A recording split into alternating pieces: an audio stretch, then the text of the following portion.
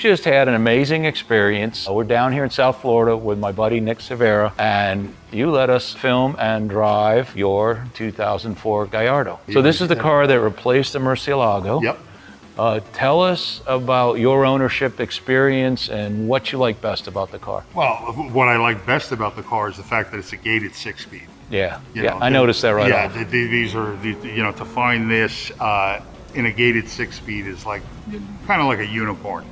It's a great car. We were looking for one for a while, and I have a friend, Luigi, who's my racing instructor and also my mechanic, and he found one for me and looked it over. He did the PPI inspection, and it wound up being a great car, So, yeah, I'm enjoying the hell out of it. You got to trust a guy named Luigi to look at your Italian car, right? Yeah, so why did you want a Gallardo rather than a Murcielago or Diablo or... Well, but Gallardo is more in my price range, yeah. It always comes down to the money, doesn't it? Right. Murcielagos, I could have bought one, coulda, shoulda, woulda, years ago for... Yeah, we all have those stories. Yeah, exactly. Now I'm kicking myself in the butt for not, and the next step was the Gallardo. And again, I wouldn't have touched one if it wasn't a 6-speed. I've owned it for a couple of years, and like I said, I haven't done much to it. I mean, it's been a great car, and they're reliable. They're very comfortable. I mean, you guys sat in it, you drove it. It's. I was shocked. I mean, I know it has some Audi heritage or influence. That was about when Audi started getting involved with the company, but it was a lot like an Acura NSX where there was no real penalty. That's another thing I like. It rides pretty good. Yeah. You can drive it as an everyday driver, or if you want to, turn it into an animal, it'll easily become an animal if you want to. It gets what, 40, 50 miles to the gallon? A little more, yeah. Or more like 15. Yeah. So, but other than that, I mean. Well, listen, if you drive them gently, but you don't. Right, you don't. But if you do, you can get decent gas mileage out of it. You know what I mean? So that's not much fun. No, that's not what they're made for. But you can. All right. So Ferraris are considered terribly expensive from a maintenance standpoint. Right. I'm guessing Lamborghinis aren't like Hondas or Toyotas. I got to be honest, Tim. There's not much maintenance. Like I said, I mean, Don't forget, this is basically partnership with Volkswagen, and these, they're great car builders. Change the oil once a year. I haven't done much to it, and I've owned it for 2 years. Yeah. I've changed the oil twice, so that's all my maintenance that I've done to it. Oh, I did powder coat the wheels black. It did come in chrome wheels, and I said I can't. Well, you're in South Florida. You that's a look down here. I know. So, they made these from about 2004 to 2014, I believe, 13 or 14. Is there anything particularly? I mean, generally the newer ones have more power and so forth. But less of them or none of them are 6-speeds, right?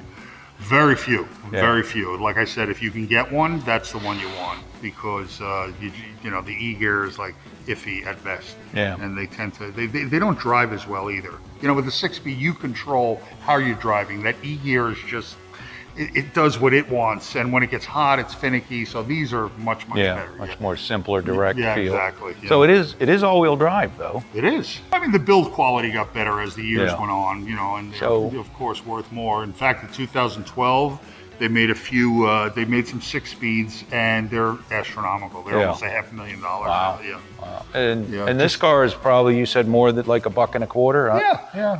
That's about what I paid for it. And if it was an automatic, it'd be worth 70,000, 80,000. Yeah. So that's a lot of car for, we're thinking and talking a little bit about what else can you get for that kind of money. Yeah.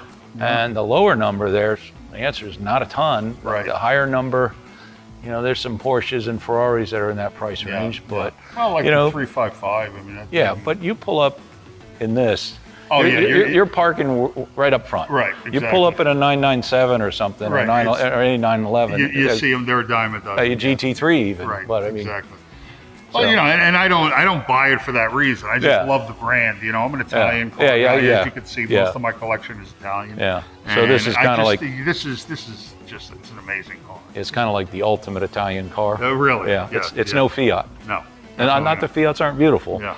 But they're stylish. But this is on another level for sure. Let's say you're a car guy. You've had cars, and you're looking at your first supercar. Is this a pretty decent choice? Absolutely. I mean, I would definitely say so. If you have the money, I mean, don't forget. I mean, they're going up in value. It's like you're not going to lose money on it. Right, You take right. care of it as long as you don't smash it into a wall. Yeah. I mean, you're good. I mean, would I recommend it as a first owner? A first supercar for a young owner? I would say absolutely. Yeah. Absolutely. And again, try to get the 6-speed because Yeah. they're the ones that are going to hold the I'm value. sure if you're 25 years old and go to insure it, it might be a little touchy. It's going to be high, yeah. But we don't have to worry about that now, do we? No, those days are long, long gone. Yeah, so I appreciate you letting me drive it. Honestly, I've driven a lot of different cars. How did you like it? What was your experience? You see something like this and you just know it's going to be as fast as it needs to be. You don't even question that. Right. But you don't expect it other than it's a little, it's low. My old knees, it's a little low. It's a little bit of a shame that it's guys our age that can afford this stuff and we don't fit in it as well as if we were younger. But the controls are the seats are comfortable. The controls are all right there. It feels like an Audi or a Volkswagen. And I don't mean that in a bad way. It's just in a very positive, ergonomic, acceptable way. It's like you don't get in and go, oh my God, how could I possibly figure out how this goes? And down on, out on the road, it's super fast, but it shifts well. Another thing I like about these early ones is the simplicity of it. It was basically just touch button. There wasn't a lot of electronics. Yeah. No beeping and bells going off and whistles, no buttons. Everything was just pull switches, and that's one of the main reasons I really like this car. Yeah. No, there was some bells going off in my head. It was excitement, but those are different kind of bells. Yeah, but it was. It's just super nice, easy. Power steer and power brakes. It's not evil, or it's not even that hard to see out of. Well, thanks so much for letting us come down and visit this amazing collection. Thank you. I appreciate that. And play with your toys a little bit. This hobby is like, if you don't share it, what's it all about? Yeah. You know what I mean? Well, that's our job. Yeah, exactly. If you want to see more cars like this and talk to more people like Nick, please subscribe to our channel, and check out our website, classicmotorsports.com, because we're doing this kind of stuff all the time. If you like this video and want to see more, make sure to hit that subscribe button and like this video. And to see more stories like this, visit us online at classicmotorsports.com.